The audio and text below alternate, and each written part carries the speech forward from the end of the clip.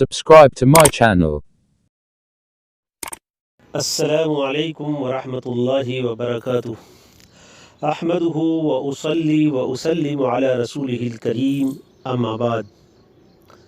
محترم سامعین کرام، دعا کے آداب کے پچھلے سبق میں ہم نے یہ بات عرض کی تھی کہ بھئی دعا سے پہلے وضو کر لیں، باوضو دعا کریں، دعا سے پہلے نماز صلاۃ الحاجت 2 رکعت 4 رکعت جو مقدر ہو پڑھ لیں۔ اور ایک بات عرض کی تھی کہ دعا سے پہلے کوئی نیک عمل یہ بھی قبولیت کے زیادہ قریب ہے۔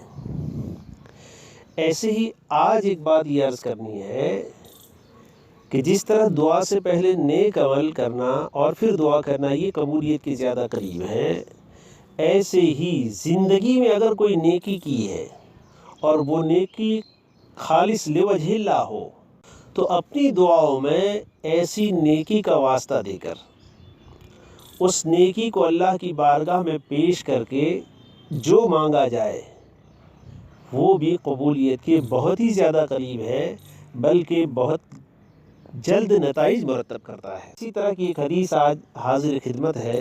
حضرت ابو عبد الرحمن عبداللہ ابن عمر ابن الخطاب رضی اللہ تعالیٰ عنہ فرماتے ہیں کہ میں نے ایک مرتبہ رسول اللہ صلی اللہ علیہ وسلم کو سنا کہ پچھلی امت کے 3 افراد کا ایک قصہ بیان کر رہے تھے۔ فرمایا کہ 3 آدمی تھے، کہیں سفر میں نکلے، راستے میں بارش ہو گئی، بعض روایات میں ہے کہ شام ہو گئی، تو اب آسرا لینے کے لیے یا بارش سے بچنے کے لیے ایک غار میں داخل ہو گئے۔ اچانک ایک چٹان یعنی بڑا پتھر لڑکتا ہوا آ کر گرا اور غار کے دہانے پر آ کر اٹک گیا، جس سے باہر نکلنے کا راستہ اور غار کا دروازہ بند ہو گیا۔ اب وہ آپس میں ایک دوسرے سے کہنے لگے کہ اب اس سے نجات کی کوئی سبیل نظر نہیں آتی الا یہ کہ اللہ سے دعا کرو اور کہ اللہ کوئی شکل نکال دے۔ اس طرح کے مذاکرے کے بعد یہ طے ہوا کہ ہر ایک اپنا اپنا ایسا عمل دیکھے جو اس نے صرف اللہ کی رضا کے لیے کیا ہو، پھر اس کو اللہ کے حضور پیش کر کے پھر دعا کریں۔ چنانچہ ان میں سے ایک نے کہا، اے اللہ، میرے والدین بوڑھے تھے اور میں بکریاں چرایا کرتا تھا۔ جب بکریاں چرا کر واپس آتا، دودھ دوہ کر پہلے تازہ دودھ والدین کی خدمت میں پیش کرتا، وہ دونوں سیر ہو کر پی لیتے، پھر اس میں سے جو بچ جاتا وہ اپنی بیوی اور بچوں کو پلاتا۔ ایک رات بکریاں چرا کر آنے میں دیر ہو گئی۔ جب میں گھر لوٹا تو والدین سو چکے تھے۔ میں نے مناسب نہیں سمجھا کہ ان کی نیند خراب کروں یا ان سے پہلے بچوں کو پلا دوں۔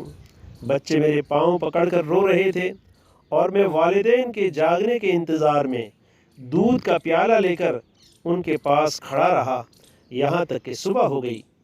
جب وہ جاگ گئے تو پہلے ان کو دودھ پلایا، پھر اپنے بچوں کو پلایا۔ اے اللہ، اگر یہ کام صرف آپ کی رضا اور خوشنودی کے لیے کیا گیا ہو اور وہ آپ کو پسند آیا ہو، اس مصیبت کو ہم سے دور فرما اور پتھر کو ہم سے کھول دے۔ چنانچہ پتھر تھوڑا سا کھل گیا، مگر اتنا نہیں کہ وہ نکل سکیں۔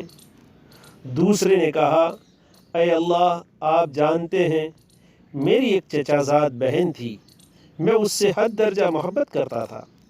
اس نے کہا، جب تک 100 اشرفی نہ دو گے مقصود نہ پاؤ گے۔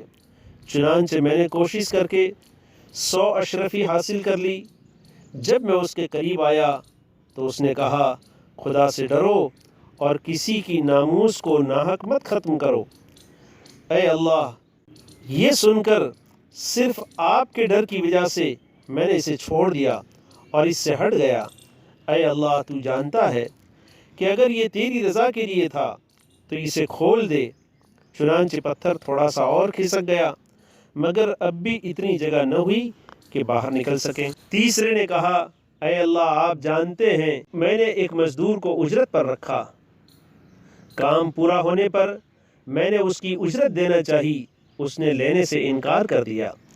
میں نے اس اجرت کی رقم کو کھیتی میں لگا دیا، اس سے جو نفع حاصل ہوا اس سے گائے خرید لی، دھیرے دھیرے اس کا ریوڑ بڑھتا گیا۔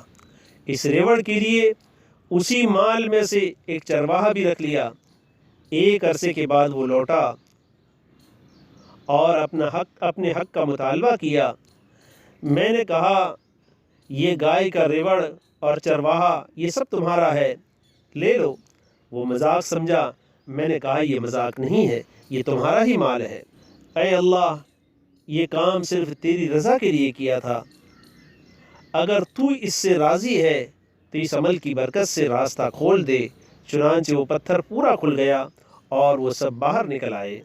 اس روایت کو بخاری شریف نے اور مسلم شریف نے روایت کیا ہے۔ اس حدیث سے اعمال صالحہ کے واسطے سے دعا مانگنا ثابت ہوتا ہے۔